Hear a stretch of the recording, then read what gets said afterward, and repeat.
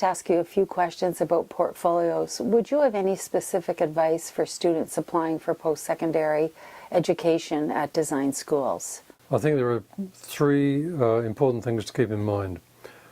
First and foremost, I would say look very carefully at the criteria for submitting material in the portfolio. How many items do they want to see? Is it 10? Is it 12? Is it 3?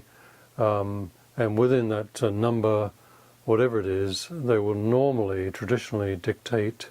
We would like you to include these items: a still life, a drawing of a chair, a manufactured object, a cabbage, whatever it is. They want specifically to see those items, and they will often say the balance of the items will be those of your choice. And that brings me to point number 2, which is the need for variety. Different things in your portfolio. Demonstrate that you're interested in the world, the way things are. Everything is of interest, because you want to be a designer. You've got to be aware of what's going on around you. So they want to see evidence of versatility. And thirdly, I would say please make sure you include at least 1 or 2 drawings from observation would be good, of ideally manufactured objects, something that we can see your understanding of the structure and understanding of perspective and so on that underlies the structure of each object that you'd be drawing. Those are the 3 things. I'm interested in knowing if they should include three-dimensional work, three-dimensional design of any type.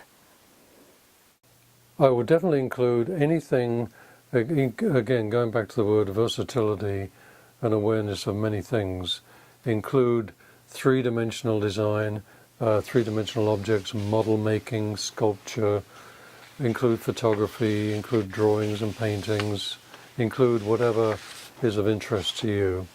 And certainly if you decide you're interested in a three-dimensional field like interior design or product design, automotive design, whatever, those are three-dimensional fields. So obviously you want to include three-dimensional items. The other question that we always get is, how do you feel about computer-generated images?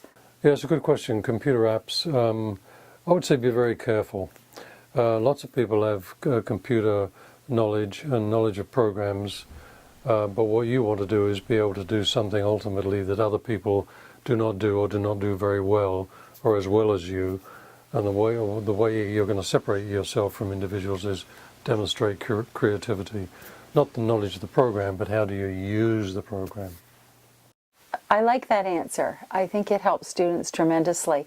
But they sometimes are confused about what a portfolio is. Can you describe what that word means? Yes, the word portfolio is an interesting one. It sounds a little intimidating to some people. It's really just another word for a collection of my work, your work, anybody's work.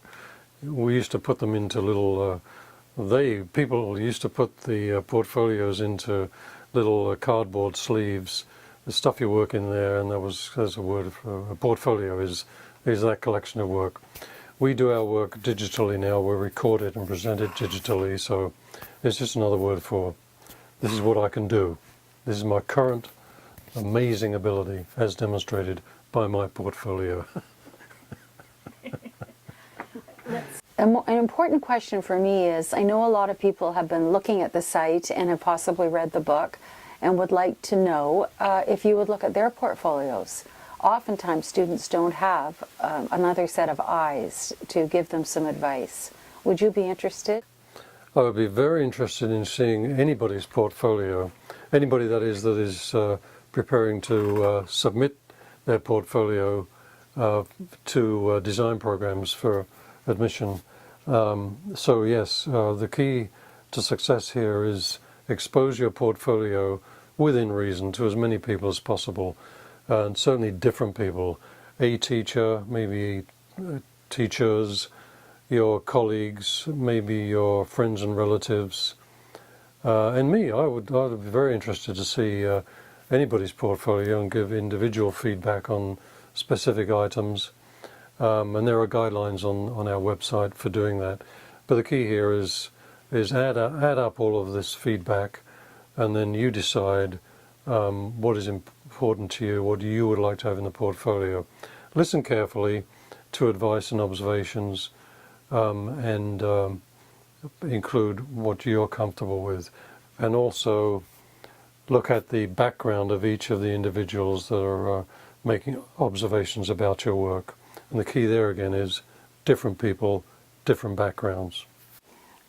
Thanks, Michael, for inviting me into your studio. I really appreciate the information that you've given to students. It'll be very useful. You're welcome.